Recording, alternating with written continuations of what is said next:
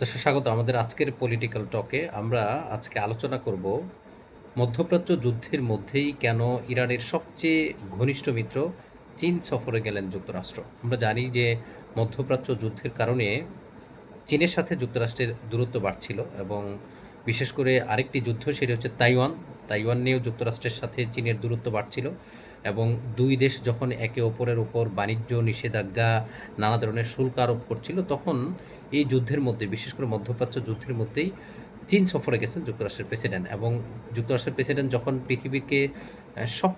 পৃথিবীতে তিনি নিজেকে সবচেয়ে শক্তিশালী এবং সফল প্রেসিডেন্ট বলে দাবি করছিলেন তখন তিনি চীন সফরে গেলেন। আমার কাছে যেটি মনে হয়েছে এই সময়ে তার চীন সফরের অনেকগুলো কারণ আছে। তোর মধ্যে সবচেয়ে গুরুত্বপূর্ণ যে কারণটি, ইরান আক্রমণ করে যুক্তরাষ্ট্র এক ধরনের ভুল করেছে। সেই ভুল থেকে বেরোতে হলে তাকে এই যুদ্ধের শেষ করতে হবে। এই যুদ্ধ শেষ করতে হলে তাকে নিজেকে বিজয়ী ঘোষণা করে দেন তাকে এই যুদ্ধের সমাপ্তি টানতে হবে। প্রশ্ন হচ্ছে তিনি কিভাবে এই যুদ্ধের সমাপ্তি টানতে চান? কারণ তিনি যেভাবে এই যুদ্ধের সমাপ্তি টানতে চেয়েছিলেন, ইরান আসলে সেই যুদ্ধের মোড় ঘুরিয়ে দিয়েছে, নিজেদের সক্ষমতা দেখিয়েছে। ফলশ্রুতিতে তিনি চাইলে এখান থেকে যুদ্ধ থেকে বের হতে পারছেন না। একতরফাভাবে তিনি গত ৮ এপ্রিল থেকে তিনি যুদ্ধবিরতি ঘোষণা করেছেন, এখনও যুদ্ধবিরতি চলছে। এই যুদ্ধবিরতির মধ্যেই তিনি চীনের কাছে গিয়েছেন। চীনের কাছে তার যাওয়ার অন্যতম অনেকগুলো কারণের মধ্যে একটি হচ্ছে এই যুদ্ধে বন্ধের জন্য এবং স্থায়ীভাবে এই যুদ্ধে বন্ধের জন্য এবং নিজেকে একটি বিজয়ী শাসক এবং বিজয়ী যোদ্ধা হিসাবে দেখিয়ে তিনি এই যুদ্ধ শেষ করতে চান। সেজন্য তিনি মূলত চীনের সহযোগিতা চান, কারণ যেহেতু চীন ইরানের অনেক ঘনিষ্ঠ মিত্র। এছাড়া তাইওয়ান ইস্যুকে কেন্দ্র করে অনেক দিন ধরেই যুক্তরাষ্ট্র এবং চীনের মধ্যকার যে উত্তেজনা চলছিল সেই উত্তেজনা তিনি থামাতে চান। আর সবচেয়ে সেটি হচ্ছে এই মধ্যপ্রাচ্য যুদ্ধের ফলে জ্বালানি সমস্যা ব্যাপক আকার ধারণ করেছে। তো এই যে জ্বালানি সমস্যা, বিশেষ করে হুরমুজ প্রণালী দিয়ে বিশ্বের 20% তেল আমদানি রপ্তানি হয় এবং এটার সবচেয়ে বড় ক্রেতা হচ্ছে যুক্তরাষ্ট্র। সো যুক্তরাষ্ট্র মনে করছে চীনকে যদি রাজি করানো যায় এবং চীন যদি ইরানকে গোপনে যেভাবে সহযোগিতা করছে সেভাবে যদি সহযোগিতা না করে তাহলে যুদ্ধটি বন্ধ করা সম্ভব এবং তিনি এই যুদ্ধ বন্ধের জন্যই চীনের সহযোগিতা চান।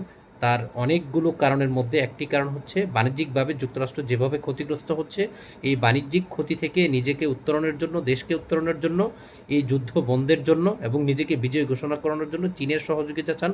কারণ চীন যেমন শক্তিশালী হয়েছে বিগত এক দশকের মধ্যে, একইভাবে অর্থনৈতিকভাবেও তারা ব্যাপক শক্তিমত্তা অর্জন করেছে এবং সামরিক দিক থেকেও তারা এগিয়ে গিয়েছে। ফলে বলা চলে যুক্তরাষ্ট্রের প্রেসিডেন্ট সারা বিশ্বে নিজেকে যেভাবে বিজয়ী ঘোষণা করে বা এককভাবে শক্তিশালী প্রেসিডেন্ট হিসাবে দাবি করে সারা বিশ্বে দাপট দেখাতে চাচ্ছিলেন, মধ্যপ্রাচ্য যুদ্ধ কিন্তু তার সেই দ্বার ঘুরিয়ে দিয়েছে। ফলে এখন তাকে বাধ্য হয়ে চীনের মুখাপেক্ষি হতে হয়েছে এবং চীনে তিনি 3 দিনের সফরে ছিলেন। 3 দিনের সফরে সবচেয়ে বেশি তিনি বাণিজ্যিক আলোচনাই করেছেন এবং তার দেশের যত বড় বড় টেক জায়ান্টগুলো আছে, টেসলার মালিক এবং ইলন মাস্ক এবং অ্যাপেলের মালিক অ্যাপেলের মালিক সহ যত টেক জায়ান্ট আছে সবাইকে নিয়ে তিনি এই সফরে এসেছিলেন এবং শেষ পর্যন্ত তারা রাজি হয়েছেন যে এই মধ্যপ্রাচ্য যুদ্ধ বন্ধ করতে হবে। একই সাথে ইরান যেন কোনোভাবেই পারমাণবিক অস্ত্রের অধিকারী না হতে পারে, এই বিষয়ে দুটি দেশ আলোচনা করেছে।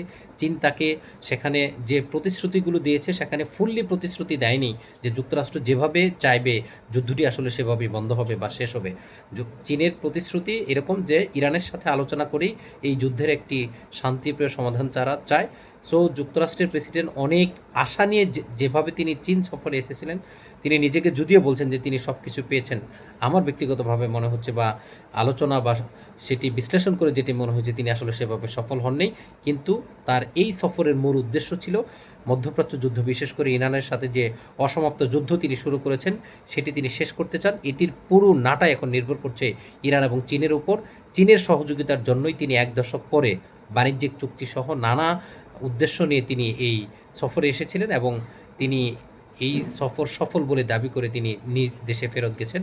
এখন দেখা যাক কতদিনের মধ্যে ইরানের যুদ্ধ শেষ হয় এবং চীন সেখানে কিভাবে ডিল করে এবং চীনের ডিলের উপর নির্ভর করছে যুক্তরাষ্ট্র এবং ইরানের মধ্যকার যে যুদ্ধ শুরু হয়েছে সেই যুদ্ধ কোন পর্যায়ে যাবে এবং কিভাবে শেষ হবে।